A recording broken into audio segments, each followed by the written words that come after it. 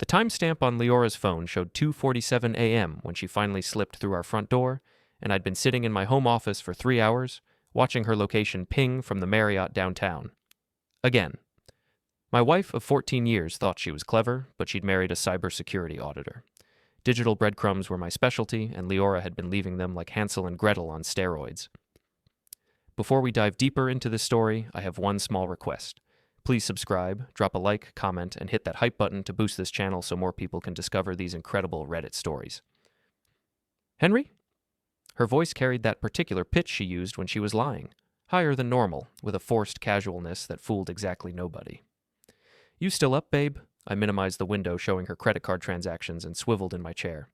Just finishing some client reports. How was your work dinner? Liora appeared in my doorway, and I had to admire her commitment to the performance. She'd changed clothes since her last Instagram story. Gone was the little black dress, replaced by a wrinkled blazer that screamed, "I've been sitting in a restaurant for hours discussing staging concepts." The sunscreen smell, though? That was new. Hard to get a tan discussing furniture placement indoors. "Oh, you know how these client meetings go." She leaned against the doorframe, and I caught a whiff of tequila mixing with that coconut scent. Mrs. Henderson is very particular about her color schemes. Mrs. Henderson, according to my quick background check, was 73 and hadn't left her assisted living facility in 6 months. But who was I to question my wife's dedication to fictional clients? I turned back to my screens. Must have been quite the dinner. 5 hours? Time flies when you're talking about throw pillows. Her laugh sounded like breaking glass. I'm exhausted. Going to shower. I waited until I heard the bathroom door close before pulling up the photo that had started this whole digital investigation. Liora's Instagram from 3 hours ago. Working late with the team, Dax blessed Sir Diapam's interior design. In the background of her carefully cropped selfie, a man's hand rested on what looked suspiciously like her lower back. The reflection in the restaurant window showed more than she'd intended, including the face attached to that wandering hand. Jasper Dune. 44 years old, owned Dune Construction, and according to his LinkedIn, specialized in high-end residential projects. Also, according to my firm's client database, currently bidding on a major city contract that my cybersecurity company was vetting. Small world, getting smaller by the minute. I pulled up Jasper's social media profiles and started building a timeline. The man was either incredibly stupid or incredibly arrogant, probably both. His Facebook check-ins matched Liora's mysterious client meetings with suspicious accuracy. 3 weeks ago, great lunch at Pier 47. Same day, Liora had a site visit that lasted 4 hours. 2 weeks ago, nothing beats a weekend getaway. Posted from the same coastal inn where Liora had attended a design conference. The shower was still running upstairs. I opened a new browser window and started a deeper dive.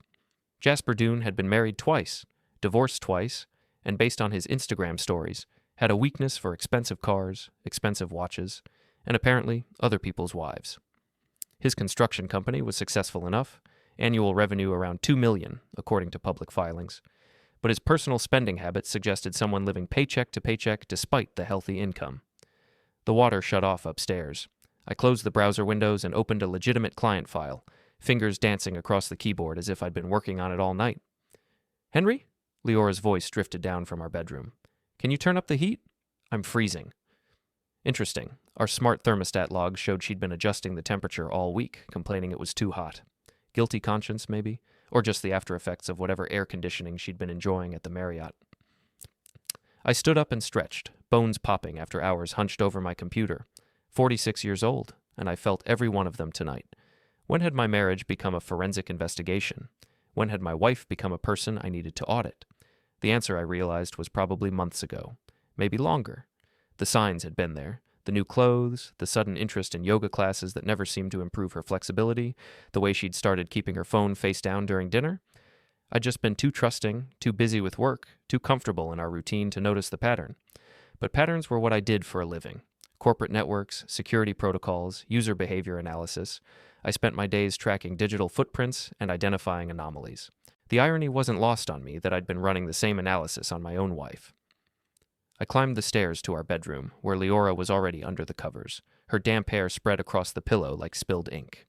In the dim light from the hallway, she looked almost innocent. Almost.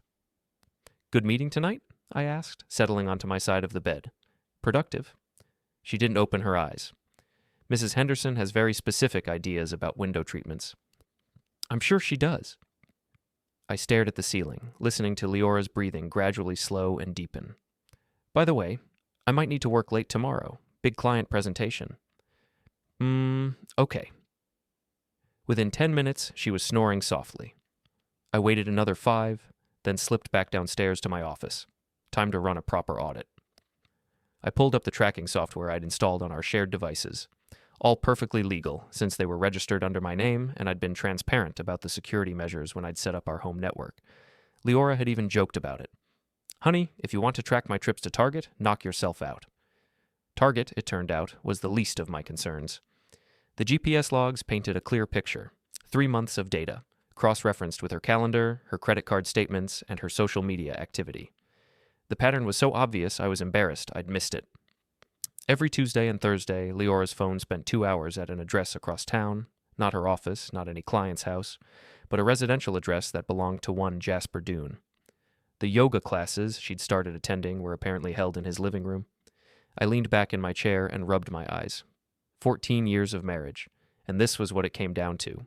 Spreadsheets and GPS coordinates and credit card fraud, because that's what this was, technically. Liora had been using our joint account to fund her affair, charging romantic dinners and hotel rooms to the card I paid off every month. My phone buzzed with a text message. Carmen, my younger sister, checking in with her usual late-night energy. Still up? Saw your light from the street. Everything okay? I considered my options. Carmen lived 3 blocks away and had never particularly liked Liora. Something about fake energy and trying too hard. At the time, I'd chalked it up to sibling protectiveness. Now I wondered if Carmen's social worker instincts had picked up on something I'd missed. Working late, all good. Liar. Want company? I've got ice cream and a willingness to listen to whatever's eating at you. Despite everything, I smiled. Carmen had always been able to read me like an open book. Rain check? Need to finish something first. Okay, but Henry, whatever it is, you don't have to handle it alone. I set the phone aside and turned back to my screens. Maybe I didn't have to handle it alone, but I wanted to. This was my marriage, my mistake, my mess to clean up, and I was very good at cleaning up messes. I opened a new document and started typing. Incident report, Liora Calton. Subject, misuse of joint financial resources and violation of marital trust. Old habits are hard to break. Even my personal disasters got the full professional treatment. By 4 a.m., I had a comprehensive file. Photos, financial records, location data, communication logs, everything I'd need for a divorce attorney, all organized and cross-referenced with the methodical precision that made me good at my job. The question was, what did I want to do with it? I could confront Liora in the morning, lay out the evidence, and ask for an explanation we both knew would be bullshit. I could file for divorce immediately and let the lawyers handle the aftermath. I could pretend I'd never seen any of it and go back to being the oblivious husband. Or I could do what I did best. Conduct a thorough audit, identify all the vulnerabilities in the system, and then systematically exploit them. Upstairs, Liora was sleeping peacefully, probably dreaming about whatever future she thought she was building with Jasper Dune. She had no idea that her digital life was an open book to someone who knew how to read it. I pulled up Jasper's business profile and started a new investigation. If my wife wanted to play games with someone who depended on city contracts, someone whose livelihood could be affected by a negative security assessment, well, that seemed like a problem that required professional attention. I called in sick the next morning, first time in 3 years, and drove across town to meet Dina Kowalski at a coffee shop that smelled like burnt dreams and broken promises. Perfect atmosphere for hiring a private investigator. Dina looked exactly like Central Casting's idea of an ex-cop, 5'6", gray-streaked hair pulled back in a practical ponytail, leather jacket that had seen better decades, and eyes that missed nothing. She'd been recommended by my lawyer friend Marcus, who'd used her services for insurance fraud cases and described her as thorough, discreet, and meaner than a junkyard dog when she needs to be. So, Dina said, stirring her black coffee with the intensity of someone performing surgery. Your wife's cheating, and you want documentation for the divorce. It's a bit more complicated than that. It always is. She pulled out a tablet and stylus. Let me guess. You're in tech. You've already done half my job for me, and now you want the kind of evidence that'll hold up in court. I slid a flash drive across the table. Location data, financial records, social media cross-references, 3 months of documentation. Dina plugged the drive into her tablet and scrolled through my files, eyebrows climbing steadily higher. Jesus Christ. You missed your calling. Ever consider a career change? I like my current job. It's about to become very relevant to this situation. She looked up from the screen. Explain. The man my wife is sleeping with owns a construction company that's bidding on city contracts. My firm handles cybersecurity assessments for those contracts. Dina's grin was sharp enough to cut glass. Oh, this is going to be fun. What exactly do you want me to find? Everything. Financial irregularities, safety violations, tax issues, personal indiscretions, anything that might affect his professional reputation or business prospects. And your wife? I want her to understand that actions have consequences, preferably in a very public, very embarrassing way. Dina finished scrolling through my files and unplugged the drive. This is some grade A documentation, but it's all circumstantial. For a divorce, you'll want photos, video, maybe some audio if we can manage it legally. How long? Give me a week. 2 at most. She quoted her rates, which were reasonable considering what I was asking for. One question, though. Why not just confront them directly? Cut to the chase? I thought about Liora sleeping peacefully while I'd spent the night documenting her betrayal. About Jasper Doone's smug face in those Instagram photos, hand possessively placed on my wife's back like she was already his property. Because confrontation implies they get to defend themselves. I prefer comprehensive audits. Fair enough. Dina packed up her tablet. I'll be in touch. I drove home to find Liora in the kitchen, making her usual breakfast smoothie and humming something that sounded suspiciously like a love song. She'd dressed for work in a new outfit I didn't recognize, designer jeans that probably cost more than my monthly car payment, and a silk blouse that screamed, trying to impress someone. Morning, babe. She kissed my cheek without looking up from the blender. Feeling better? You looked exhausted last night. Much better, just needed some sleep. I poured myself coffee and watched her performance. Busy day ahead? The usual, site visits, client consultations. She took a sip of her smoothie and made a face. Ugh, too much kale. Anyway, I might be late tonight. Mrs. Patterson wants to go over fabric samples, and you know how indecisive she gets. Mrs. Patterson, according to my research, was currently in Florida visiting her grandchildren. But Jasper Doone had posted a story yesterday about dinner plans with someone special, so Liora's schedule made perfect sense. No problem. I'll probably work late myself.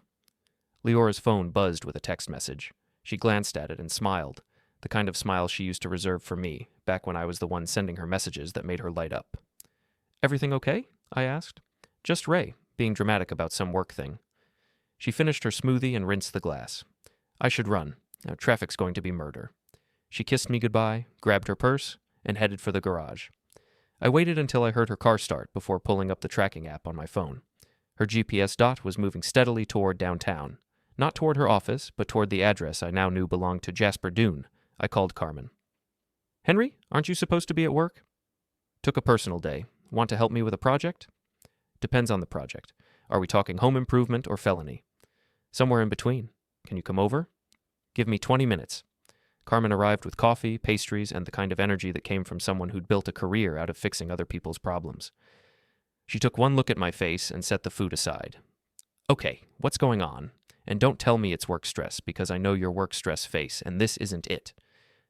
I showed her the files I'd compiled, watching her expression shift from concern to anger to something that looked suspiciously like pride.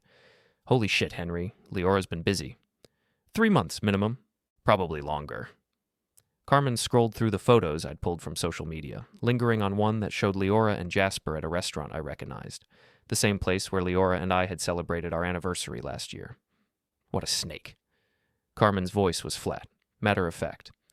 I mean, I never liked her, but this is next level awful. You never liked her? She always felt performative, like she was playing the role of your wife instead of actually being your wife. Carmen set down the tablet. What do you want to do about it? I explained my plan, the PI, the business investigation, the systematic documentation of every mistake Liora and Jasper had made. Carmen listened without interruption, her expression growing more impressed with each detail. You know what I love about this? She said when I finished. It's not revenge. It's consequences. There's a difference. Exactly. What do you need from me? Help packing her things. When this comes out, I want her out of the house immediately. No drama, no negotiations, no second chances. Carmen cracked her knuckles. I thought you'd never ask. We spent the next 3 hours going through Liora's belongings with surgical precision. Clothes, jewelry, personal items, everything that was definitively hers went into boxes labeled with the same organizational system I used for client files. Carmen provided running commentary that ranged from sarcastic to savage. "Oh, look, another receipt for lingerie I've never seen you wearing." She held up a credit card statement. Either she's been very disappointed in your bedroom performance, or somebody else has been enjoying the benefits of your joint checking account. Definitely the latter. Good. For a minute there, I was worried about your ego. My phone buzzed with a text from Dina. "Got something. Can you meet this afternoon?" I showed Carmen the message. She grinned. "This is moving fast. I like it. Want to come with me? Wouldn't miss it for the world." We met Dina at a different coffee shop, this one across the street from Jasper's construction office. She had a manila folder thick enough to choke a horse and the satisfied expression of someone who'd struck gold. "Your boy Jasper is a piece of work," she said without preamble. "Tax liens, safety violations, 3 complaints with the Better Business Bureau, and a very interesting pattern of overbilling on municipal contracts." She spread photos across the table. Jasper and Liora at the beach resort, holding hands. Jasper and Liora entering a hotel room together. Jasper and Liora having what looked like a very intimate lunch at an expensive restaurant. "This was yesterday," Dina said, pointing to the restaurant photos. "While you were hiring me, they were celebrating something with champagne and what looked like very personal conversation." Carmen leaned forward. "Celebrating what?" "Near as I can tell, your wife thinks she's found her meal ticket. Jasper's been telling her about some big city contract he's about to land, the one your company is supposed to be vetting for security compliance." I felt something cold settle in my stomach. She knows about my work? More than that. I got audio of them discussing how to use your inside information to make sure his bid gets approved. Dina pulled out a small recording device. "Turns out your wife's not just cheating on you. She's trying to help him commit fraud." The recording was crystal clear. Liora's voice, bright and conspiratorial. "Henry always talks about these contracts like they're such a big deal. He mentioned the Riverside project specifically, said the security assessment was just a formality." Jasper's response? "If we can guarantee that approval, I can underbid the competition by 20% and still make a huge profit. Your husband might be useful after all." Liora laughed. "He has no idea what's coming. Poor Henry, so trusting." I stopped the recording. Carmen was staring at me with murder in her eyes. "That snake. She's not just cheating. She's trying to sabotage your career." Dina nodded. "Gets worse. They've been planning this for at least a month. She's been feeding him information about your work, your clients, your security protocols. If this gets out, you could lose your job, your reputation, everything." The cold feeling in my stomach spread outward. This wasn't just adultery. It was corporate espionage, fraud, and a betrayal so complete it took my breath away. "What's the timeline on the contract?" I asked. "Bids are due next week. Award announcement the week after." Dina gathered the photos. "If you're going to stop this, you need to move fast." I looked at Carmen, who was practically vibrating with rage, then at Dina, who was watching me with professional interest. "Change of plans," I said. "We're not just documenting this anymore. We're going to destroy them." I called my boss, Marlon Hughes, from the coffee shop parking lot while Carmen and Dina waited in my car. Marlon had been running cybersecurity assessments for 15 years, and he had exactly 0 tolerance for corruption, incompetence, or people who tried to game the system. "Henry? Thought you were out sick today." "I am, but something's come up. I need to report a potential security breach related to the Riverside project." Silence on the other end. Then, "What kind of breach?" "The kind that involves someone trying to use inside information to manipulate the bidding process. I have recordings." "Jesus Christ. How soon can you get here?" 20 minutes. "My office." "And Henry? This better not be some kind of joke." Marlon's office looked like a bunker designed by someone with obsessive-compulsive disorder. Multiple monitors, cables routed with military precision, and enough security equipment to protect Fort Knox. He listened to Dina's recording twice, his expression growing darker with each replay. "Snake." He stopped the recording and looked at me. "This is your wife?" "Soon-to-be ex-wife." "And you had no idea she was passing information to Dune Construction?" "None. I've been investigating her affair for personal reasons. The corporate espionage was a surprise bonus." Marlon leaned back in his chair. "Okay, here's what's going to happen. First, you're going on administrative leave while we investigate this. Standard protocol. Don't take it personally." My stomach dropped. "Marlon, let me finish. Second, we're going to conduct a full forensic audit of your work computer, your home network, and any devices your wife had access to. Third, we're going to review every contract you've worked on in the past 6 months to make sure nothing else has been compromised. And Jasper Dune? Oh, that piece of shit is done. Not only is he disqualified from the Riverside project, but I'm personally going to make sure every municipal contract office in the state knows exactly what kind of operation he runs. Marlon's smile was predatory. By the time I'm finished with him, he'll be lucky to get a contract to build a doghouse. I felt some of the tension leave my shoulders. What do you need from me? Everything. Documentation, recordings, timelines, the full audit trail. And Henry? I'm sorry this happened to you, but I'm impressed as hell with how you handled it. Most people would have missed the corporate angle entirely. Most people aren't married to someone trying to destroy their career. True. Give me 48 hours to review everything, then we'll talk about getting you back to work. In the meantime, go handle your personal situation. You've earned it. I drove home with Carmen, my mind racing through the implications. Administrative leave meant no access to company systems, no client contact, and no income until the investigation was complete. But it also meant I had time to focus on the Liora problem without worrying about work distractions. You okay? Carmen asked as we pulled into my driveway. Better than okay. For the first time in months, I know exactly what I'm dealing with. We found Liora's car in the garage. She'd come home early, probably to prepare for her evening with Jasper. I could hear her moving around upstairs, humming that same love song from this morning. Want me to stay? Carmen asked. No, this conversation needs to happen in private. Call me when it's over. I'll bring wine and ice cream. Make it whiskey and ice cream. Carmen hugged me. I'm proud of you. You know that? Most people would have just rolled over and taken it.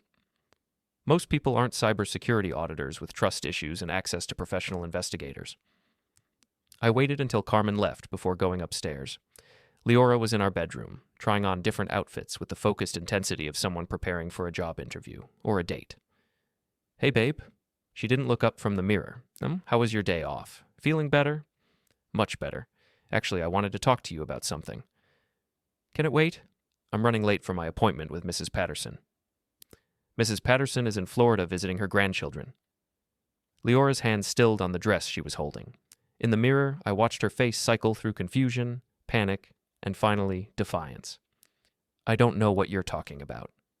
I pulled out my phone and played 30 seconds of Dina's recording. Leora's voice filled the room.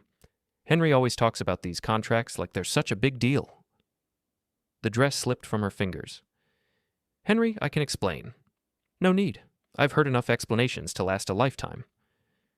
I sat down on the edge of the bed, suddenly exhausted.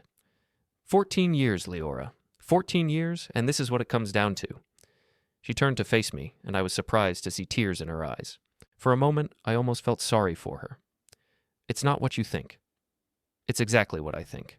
You're having an affair with Jasper Dune, you've been using our joint accounts to fund it, and you've been passing him confidential information about my work to help him commit fraud. The tears disappeared, replaced by something harder.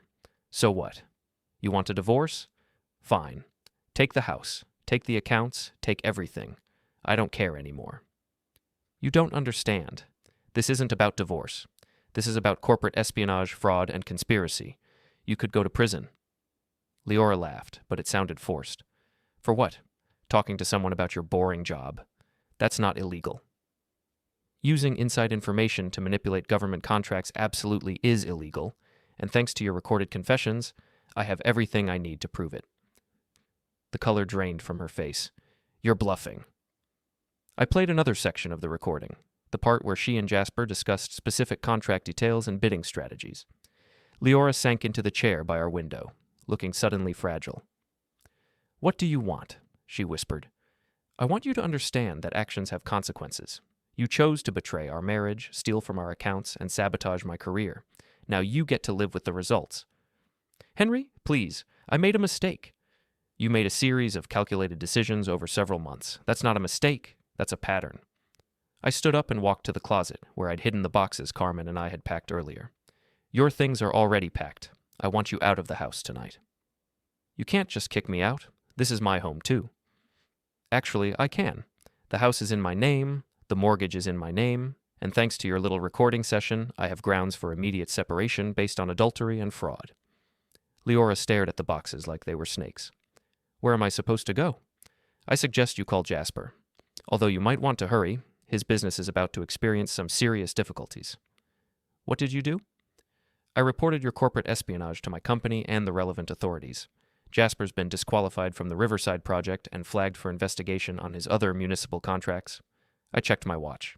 He probably got the call about an hour ago. Liora's phone rang. She looked at the screen, and I saw Jasper's name displayed. She answered with shaking hands. Jasper, what's wrong? I could hear his voice through the phone, loud and angry. Words like investigation and disqualified and what the hell did your husband do carried clearly across the room. Liora's face went white. He knows. Henry knows everything.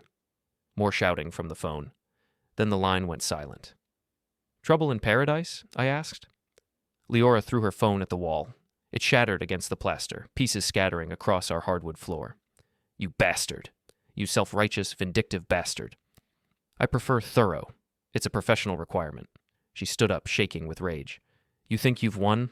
You think destroying my relationship and ruining Jasper's business makes you the good guy here? I think documenting fraud and reporting it to the appropriate authorities makes me a responsible citizen. Everything else is just a happy coincidence. Liora grabbed the first box and threw it toward the door. Clothes spilled across the floor, the expensive lingerie Carmen had mentioned, still with tags attached. I hope you're satisfied, she said, her voice breaking. I hope this makes you feel powerful. Actually, it just makes me feel tired.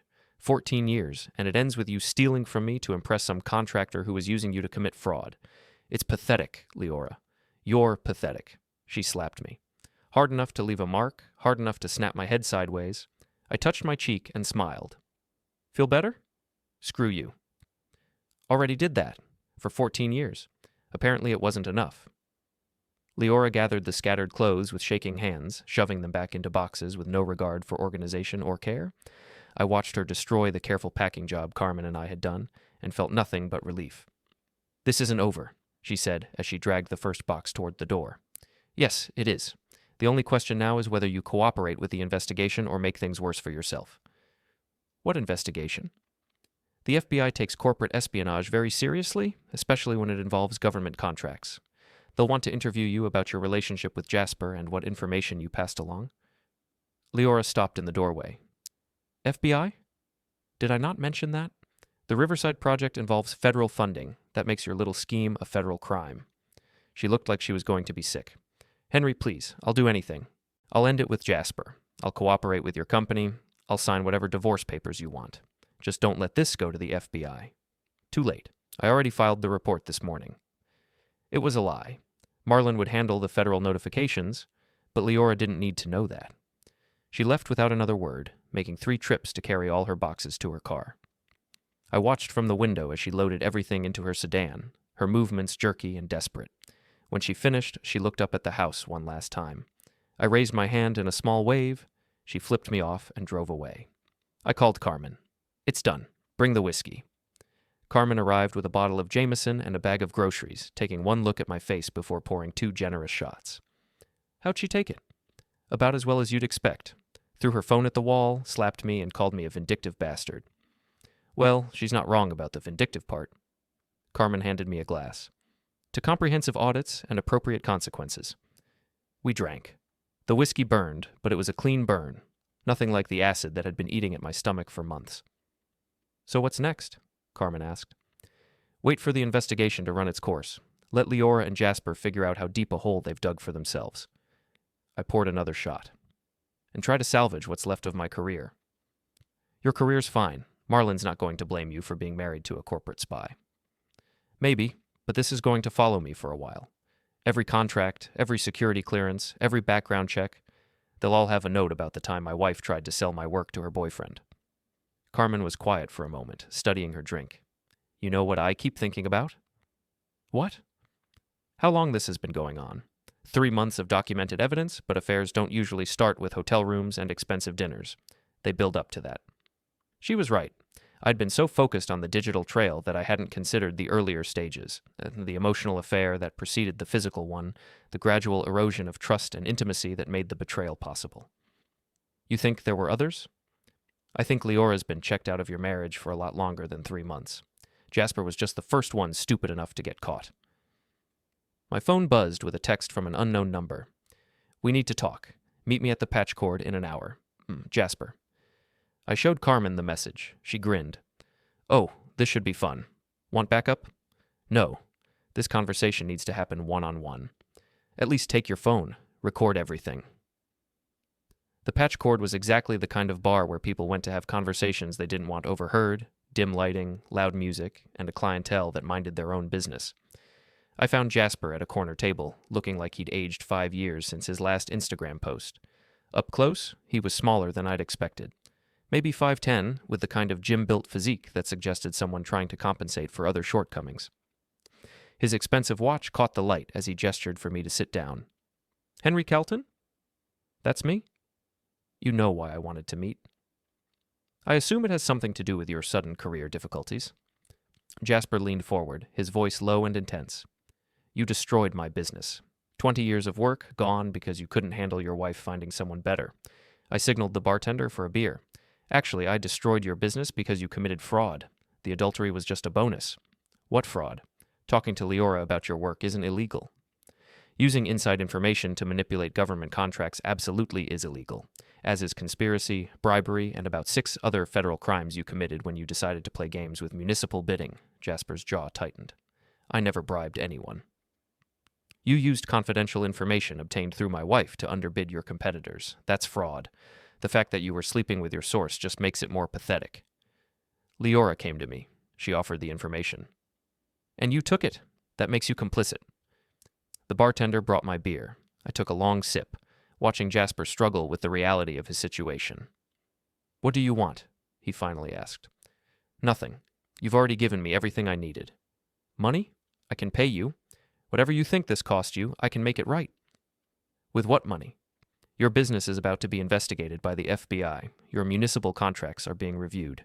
Your reputation in the construction industry is finished." I leaned back in my chair. "Face it, Jasper. You're done." "This is about revenge. You're destroying my life because your wife doesn't love you anymore." "My wife never loved me. She loved the idea of being married to someone stable and successful. When that got boring, she went looking for excitement and found you." I finished my beer. "The fraud investigation isn't revenge. It's justice. There's a difference."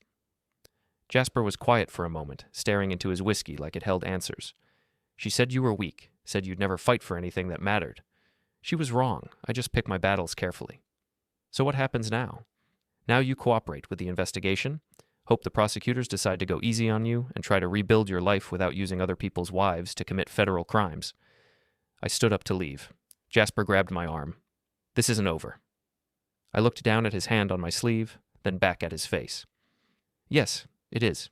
You just haven't accepted it yet." He let go. I walked away without looking back. My phone rang as I reached my car. "Carmen." "How'd it go?"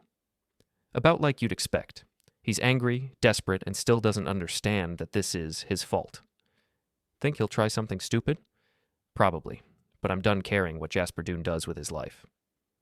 I drove home through the city center, past the construction sites where Jasper's crews had been working on municipal projects that would now be reassigned to other contractors. The irony wasn't lost on me. In trying to game the system, he'd lost everything the system might have given him legitimately. My house felt different with Liora gone. Quieter, but also lighter somehow. 14 years of marriage, and it had taken less than 24 hours to erase most traces of her presence. I poured another whiskey and sat in my home office, looking at the screens that had started this whole investigation. The tracking software still showed Liora's location, a hotel across town, probably where she'd gone after realizing Jasper's place wasn't an option anymore. My work email had 17 new messages, most of them from colleagues who'd heard about the investigation. The tone ranged from supportive to curious to carefully neutral, the kind of professional distance people maintained when they weren't sure if you were a victim or a perpetrator. I closed the laptop and went to bed in a house that was finally completely mine. I woke up the next morning to my doorbell ringing at 7 a.m. Through the peephole, I could see 2 people in dark suits, FBI agents, based on their posture and the way they'd positioned themselves on either side of my door. "Mr. Kelton? Agent Sarah Mitchell, FBI. We'd like to ask you some questions about the Riverside contract investigation." I invited them in, offered coffee, and spent the next 2 hours walking them through everything I knew about Liora's relationship with Jasper and the information she'd passed along. Agent Mitchell was thorough, professional, and completely unimpressed by my situation. "Your wife had access to confidential contract information for how long?" "Technically, she never had official access, but I worked from home sometimes, took calls in her presence, left documents where she could see them. I handed over copies of all my documentation. I've compiled everything here: timelines, financial records, communications logs. Agent Mitchell's partner, Agent Rodriguez, looked up from the files. This is very thorough work, Mr. Calton. Have you considered a career in law enforcement? I prefer the private sector, less paperwork. Not always, Agent Mitchell said dryly. We'll need you to testify before a grand jury if this goes to indictment. Of course. They left with my files and a promise to be in touch. I called Marlin to update him on the FBI visit. Good, he said. The faster this investigation moves, the faster we can get you back to work. Speaking of which, I've got some news. Good news or bad news? Depends on your perspective. The forensic audit of your systems came back clean, no evidence that you knowingly participated in any information sharing. Your security clearance is intact, and you'll be back on active duty Monday. I felt a weight lift from my shoulders. That's definitely good news. Here's the interesting part. The city wants to hire us for additional contract security, specifically to prevent the kind of fraud Dune was attempting. They're impressed with how quickly we identified and reported the breach. So Jasper's stupidity is actually going to increase our business? Significantly. I'm putting you in charge of the new protocol development. I hung up feeling better than I had in months. My career was not only intact, it was about to get a major boost thanks to my ex-wife's criminal boyfriend. My phone buzzed with a text from Dina. Thought you'd want to know? Jasper and Liora had a very public fight at her hotel last night. Hotel security had to intervene. I called her back. Details? Apparently he blamed her for the FBI investigation. She blamed him for getting them both in trouble, and it escalated from there. She threw a lamp at him. He called her some very unflattering names. The whole thing was caught on hotel security cameras. Are they pressing charges?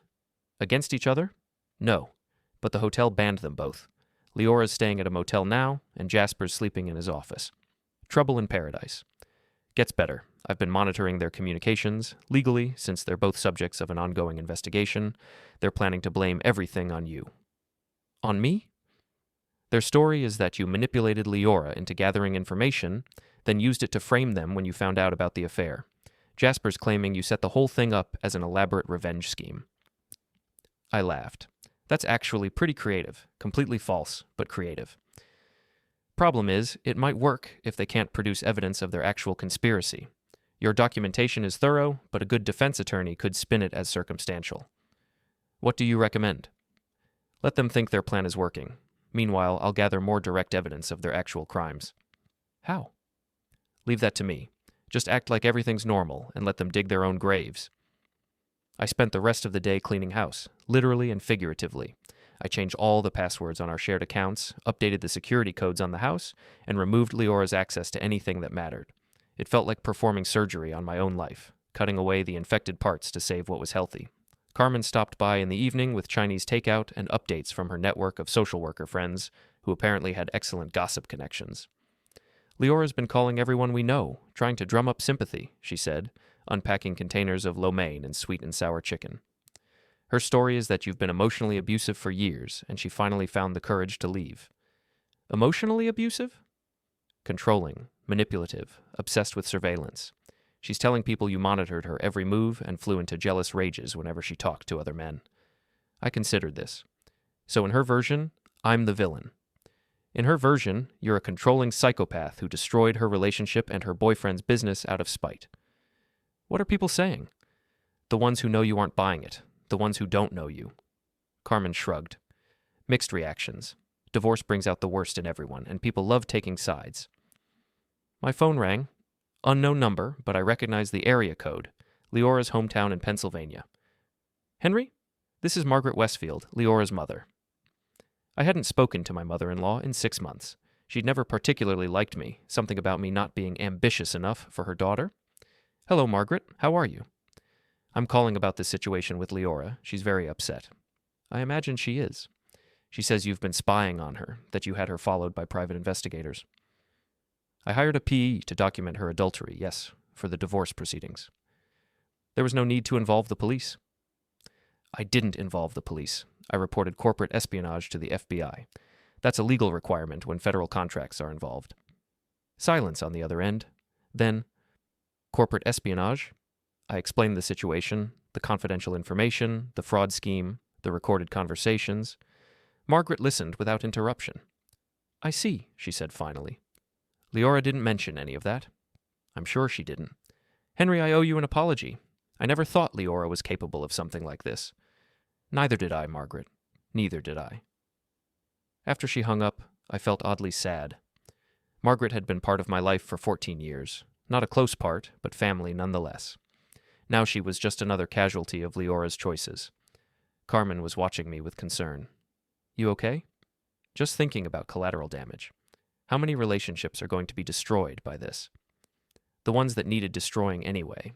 Anyone who believes Liora's story without asking for your side isn't worth keeping in your life. She was right, but it still hurt. 14 years of shared friendships, family connections, social networks, all of it contaminated by Liora's betrayal and the lies she was telling to cover it up. Want to know something funny? I said. I keep waiting to feel guilty about destroying her life, but all I feel is relief. That's because you didn't destroy her life. She did that herself. You just documented the process. My phone buzzed with a text from Dina. Got something big. Can you meet tomorrow morning? I showed Carmen the message. She grinned. This keeps getting better. What do you think she found? With my luck? Probably evidence that this whole thing goes even deeper than we thought. I was right. Dina met me at yet another coffee shop, this one near the courthouse where Jasper's business records were stored. She had a laptop, 3 manila folders, and the expression of someone who just won the investigative lottery. Remember how I said I'd get more direct evidence of their conspiracy? She opened the laptop and turned it toward me. Well, I found it. The screen showed a series of text messages between Liora and Jasper, time-stamped over the past month. I read through them with growing amazement. They're planning to claim I blackmailed Liora into gathering information? Gets better. Keep reading. The messages detailed an elaborate story about how I'd supposedly discovered Liora's affair months ago and used it to force her into corporate espionage, threatening to destroy her reputation if she didn't cooperate. According to their narrative, they were both victims of my manipulation. This is insane, I said. How did you get these? Jasper's phone was seized as part of the FBI investigation. These messages were in the discovery material. Dina grinned. Turns out conspiracy to obstruct justice is also a federal crime. They're actually going to try this defense? They were, until about an hour ago. She opened one of the manila folders and spread out a series of photographs. Bank records, hotel receipts, restaurant bills, all showing a pattern of expensive spending that predated any possible discovery of their affair. These prove they were planning the fraud scheme from the beginning, Dina explained. The hotel reservations, the business dinners, the whole relationship. It was all designed to get access to your work information. I stared at the documents. Liora was never having an affair. She was conducting a long-term intelligence operation. Bingo! And here's the best part. Jasper's been doing this before. The second folder contained background information on Jasper's previous relationships. 3 different women over the past 5 years, all of whom had worked for companies that later awarded contracts to dune construction. He's a professional seducer, I said. More like a professional con artist who specializes in corporate intelligence gathering. Your wife was just his latest mark. But she was married to me. How did she become a mark? Dina opened the 3rd folder. Because she contacted him first. The documents showed a series of emails between Liora and Jasper dating back 8 months. She'd reached out to him about a business opportunity, suggesting they meet to discuss mutual interests. She initiated this? She found out about his pattern through her real estate connections and thought she could use it to make money. The affair was just cover for the business relationship. I felt like I'd been punched in the stomach. Bad enough that Liora had betrayed our marriage for love, or lust, or even simple boredom. But to discover she'd betrayed it for money as part of a calculated business scheme. Henry? Dina was watching me with concern. You okay? I'm starting to think I never knew my wife at all. That's probably true, but look at it this way. You've just proven that everything she and Jasper are claiming is bullshit. They can't play the victim card when the evidence shows they were running a con from day one. My phone rang. Agent Mitchell. Mr. Kelton, we need you to come in for another interview. Some new evidence has come to light.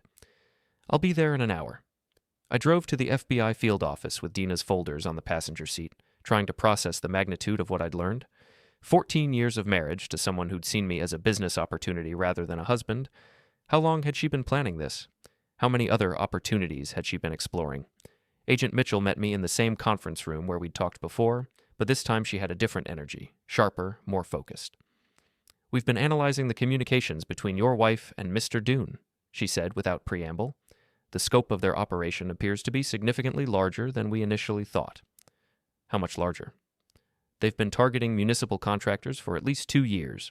Your situation isn't isolated. It's part of a pattern." She showed me a chart mapping connections between Jasper's business relationships and various women who'd had access to government contract information. Liora was just one node in a network that included city planners, municipal engineers, and procurement officers. "Jesus," I said. "How many people were involved?" "We're still investigating, but it looks like at least 12 separate schemes involving 6 different women and multiple construction contracts." "And Liora was the most successful. Her access to your cybersecurity assessments gave them information they couldn't get anywhere else." I felt sick. "How much money are we talking about?" "Preliminary estimates suggest they manipulated contracts worth over $3 million in the past 18 months. The scope was staggering. What I'd thought was a simple adultery case had turned into a major federal investigation involving organized fraud, conspiracy, and corruption." "What happens now?" "Grand jury indictments, probably within the next 2 weeks. Your wife and Mr. Doone are looking at serious prison time. Conspiracy, fraud, racketeering, possibly RICO charges if we can prove the organized nature of the operation." "RICO?" "Racketeer Influenced and Corrupt Organizations Act. It's what we use for organized criminal enterprises." I drove home in a daze. Liora wasn't just a cheating wife. She was a career criminal who'd used our marriage as cover for a multi-million-dollar fraud operation. The woman I'd lived with for 14 years, shared a bed with, planned a future with, was a complete stranger. Carmen was waiting in my driveway when I got home. "You look like you've seen a ghost," she said. "Worse, I've seen my wife's FBI file." I told her everything. The organized conspiracy, the multiple victims, the RICO charges. Carmen listened with growing amazement. "Holy shit, Henry, you were married to a criminal mastermind." "Apparently. Do you feel stupid? Because if it were me, I'd feel incredibly stupid right now." I considered the question. "Mostly, I feel relieved." "Relieved?" "For months, I've been wondering what I did wrong. How I failed as a husband, what I could have done differently to save our marriage." I sat down on my front steps. Turns out, there was never a marriage to save. It was a business arrangement disguised as a relationship. Carmen sat beside me. "That's actually worse, you know. Being cheated on is one thing. Being used as an unwitting accomplice in a federal crime is something else entirely. But it's not my fault. There's nothing I could have done differently because I never had accurate information about what was actually happening. So what now? Now I testify before a grand jury, cooperate with the FBI investigation, and try to rebuild my life without the weight of a failed marriage dragging me down." My phone buzzed with a text from an unknown number. "This is all your fault. I hope you're satisfied." I showed Carmen the message. She snorted. "Liora? Probably. Though at this point it could be any of Jasper's co-conspirators."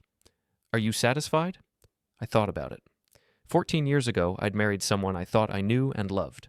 3 days ago, I'd discovered she was a stranger who'd been using me for criminal purposes. Now she was facing federal charges that could put her in prison for decades. "Yeah," I said finally, "I'm satisfied." The next morning, I woke up in my own house, in my own bed, with no one to lie to and no one lying to me. I made coffee in my own kitchen, read the news on my own computer, and prepared for my own day without having to worry about anyone else's agenda. It felt like freedom. My phone rang. Marlin. "Henry, I've got news. The city wants to offer you a consulting contract for the new anti-fraud protocols. Full-time position, significant pay increase, and your own team." "Based on what?" "Based on the fact that you single-handedly uncovered the largest municipal contract fraud in the city's history, they're impressed." "I didn't uncover it. I just documented my wife's affair." "Same result, different motivation. You interested?" I looked around my empty house, thought about the life I was building from scratch, and smiled. "Yeah, I'm interested." "Good. Oh, and Henry, the FBI called.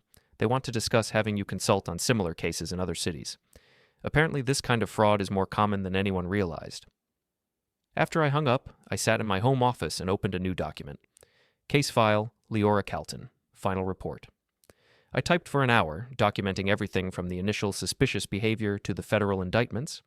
When I finished, I had a comprehensive record of how a marriage ended and a criminal enterprise was exposed. At the bottom of the report, I added a final note. Subject's operational security was compromised by overconfidence and poor digital hygiene. Recommend enhanced surveillance protocols for future investigations. Then I saved the file, closed the laptop, and went outside to enjoy the first day of my new life. The audit was complete. The system had been restored to proper functioning.